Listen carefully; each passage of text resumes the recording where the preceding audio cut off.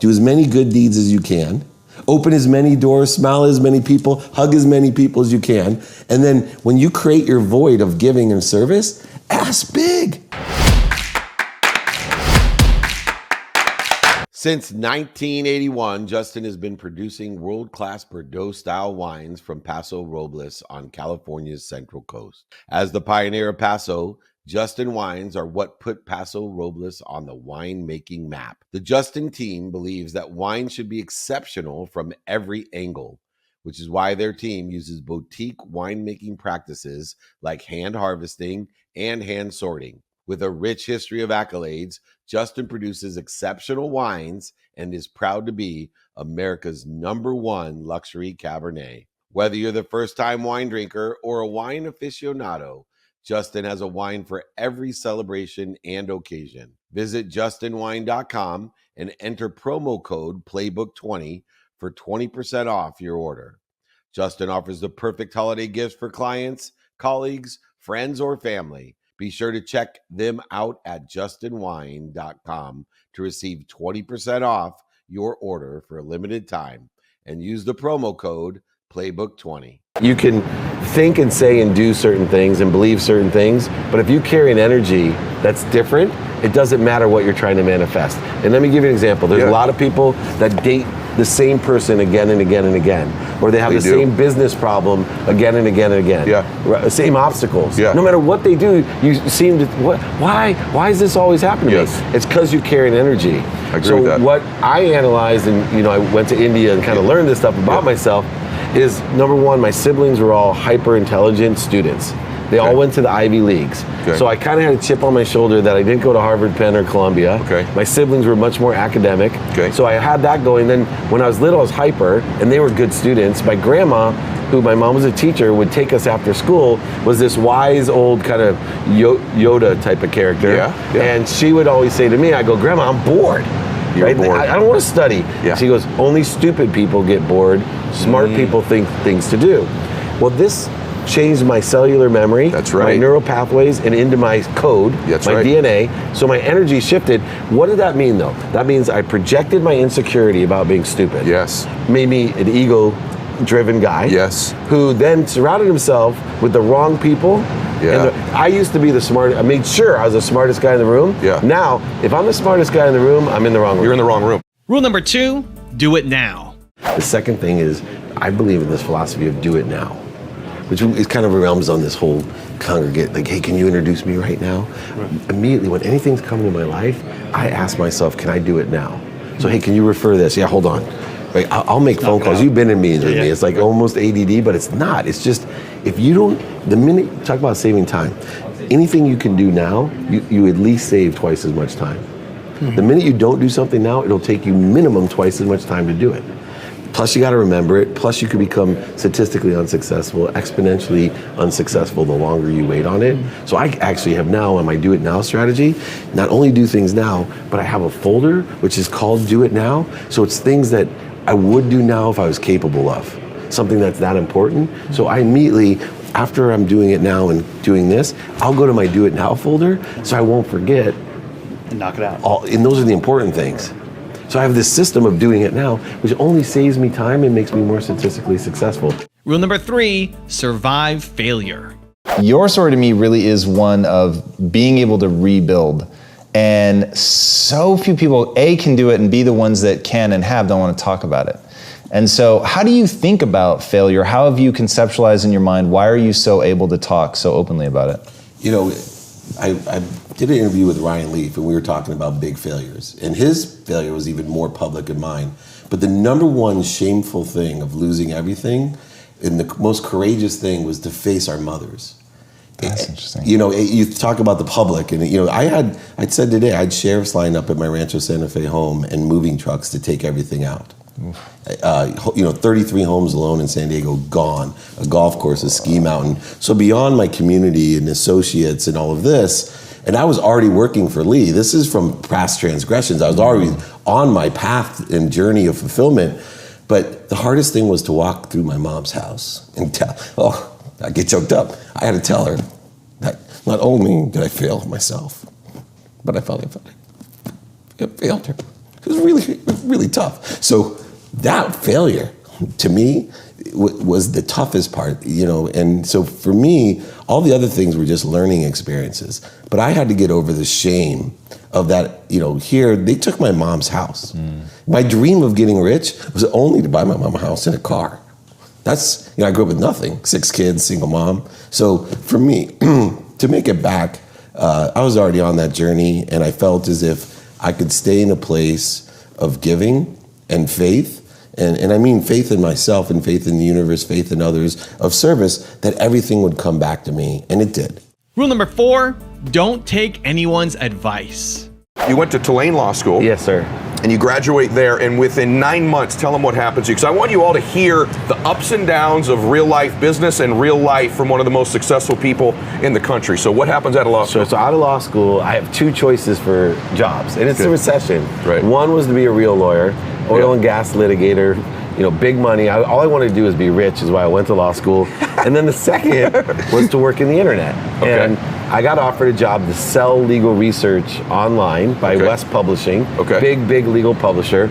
And so I go to my mom, because you'll appreciate this. I go to my mom, hey, what should I do, Mom? My big advisor, you know, I grew up with a single mom, 6 kids. Wow. And she, without blinking, is like, you need to be a real lawyer, because this internet thing is a fad. So she calls the internet a fad, and I always say, because I like to teach lessons, biggest lesson of my life was just because somebody loves you doesn't mean they give you good advice. Amen. And I see so many people, entrepreneurs, in relationships, they ask for advice for people that don't know anything. My mom's a 2nd grade teacher. Right. What does she know about beautiful technology? soul, but not a technology expert. No, and if I would have followed, it would have, I think, slowed down, or you know, at least not allowed me to have the acceleration I had. So I took the technology job. Right.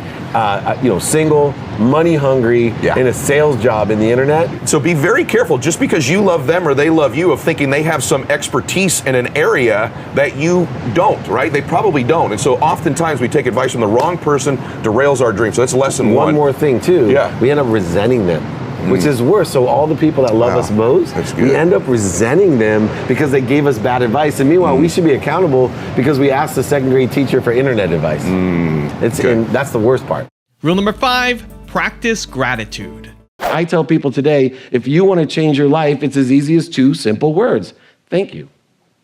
In fact, the best habit that you can have, I've done research for the last 10 years in quantum physics, metaphysics, physics, and I will tell you the best effective habit that you can have is to say thank you before you go to bed and when you wake up.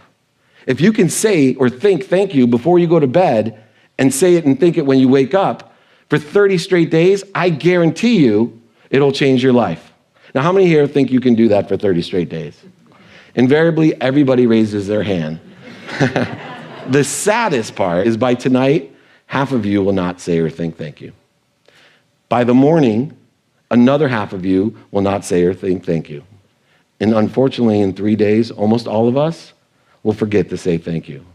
I've given you the easiest way, gratitude, to change your life, and yet we're so far in our own way, we can't even say thank you for 30 straight days. This show is brought to you by BetterHelp. Therapy is a great tool for facing your fears and finding ways to overcome them, because sometimes the scariest thing is not facing our fears in the first place and holding ourselves back. It's helpful for learning positive coping skills and how to set boundaries. It empowers you to be the best version of yourself. It isn't just for those who've experienced major trauma.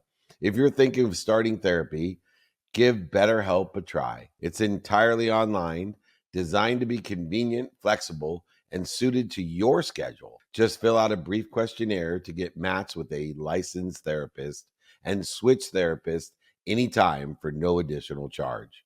Overcome your fears with BetterHelp. Visit BetterHelp.com/playbook today to get a 10% off your first month. That's BetterHelp, HELP.com/playbook.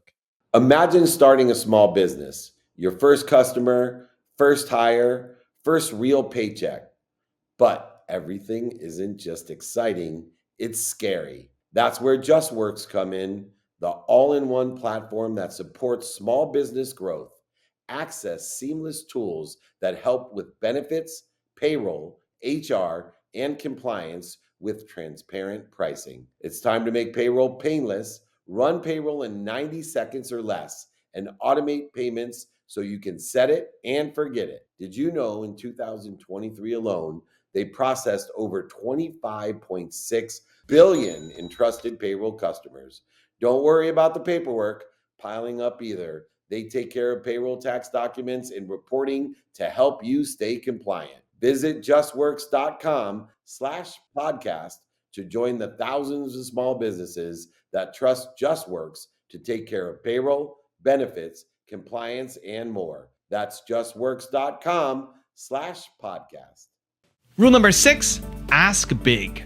You might as well do as many good deeds as you can, open as many doors, smile at as many people, hug as many people as you can. And then when you create your void of giving and service, ask big.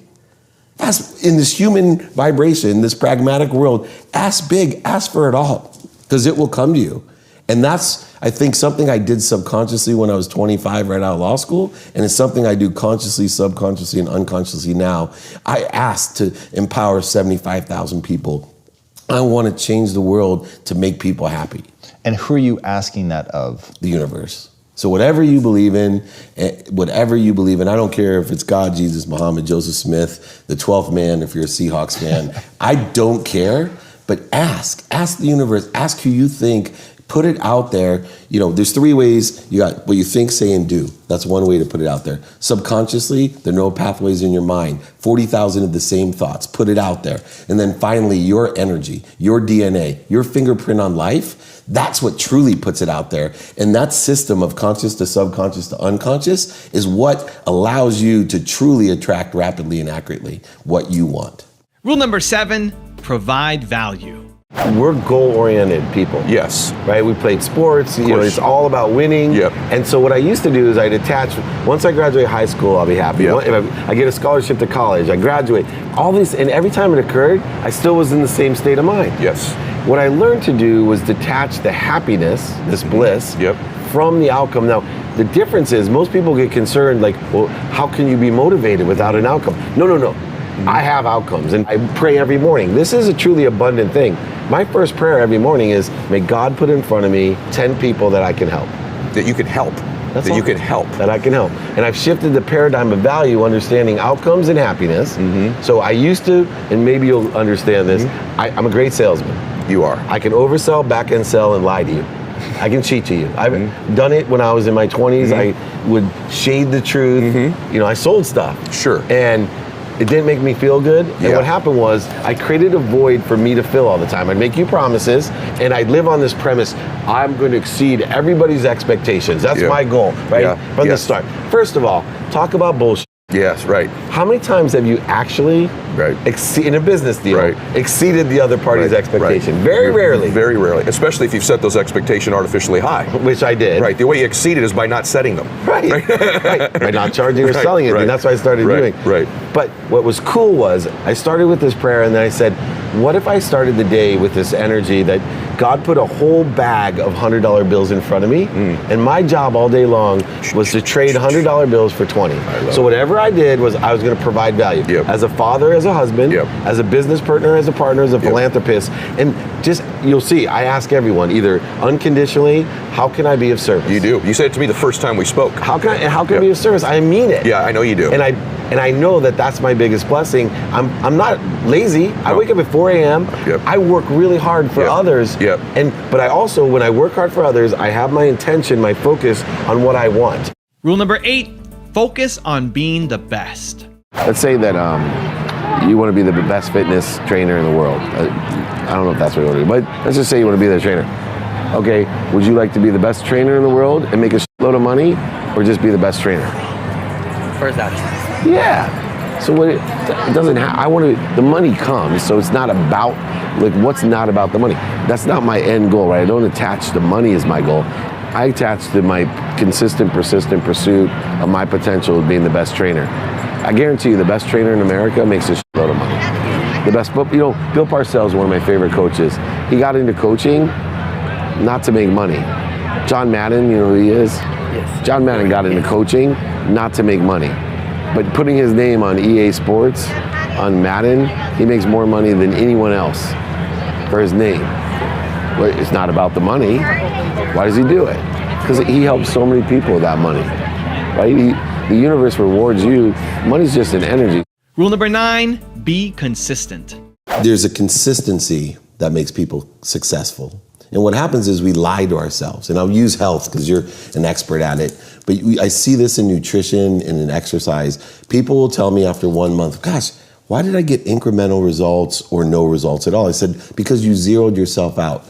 The kids that showed up during spring break to the event that I had, that the ones that were there, and they had a lot of other distractions, they're the ones that don't zero out. They're the ones that get the exponential power of the universe. Meaning, if I do something every day, day 1, I get X to the first, day 2 to the second, third, fourth, fifth. Most people, when it comes to nutrition, they're always day 6, they zero themselves out. Then they start over, first, second, and during a month, they may zero themselves out 3 or 4 times. At the end of the month, they didn't get the exponential results.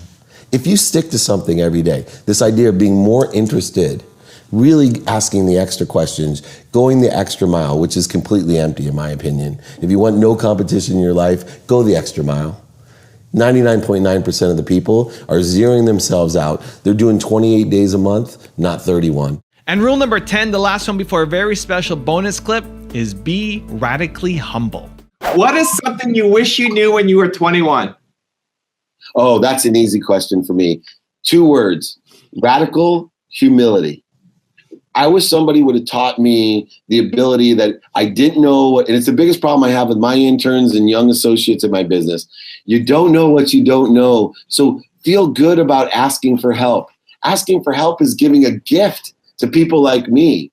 You know, when you ask for help, you become an investment of that person. And then don't forget, like you said earlier, just because you don't have a lot of money or experience doesn't mean you can't help that person. So if someone would have told me, David, be radically humble, ask for help, and then provide help to others. And that's my signature teaching tool here is, hey, ask for help and then always follow up with what can I do for you?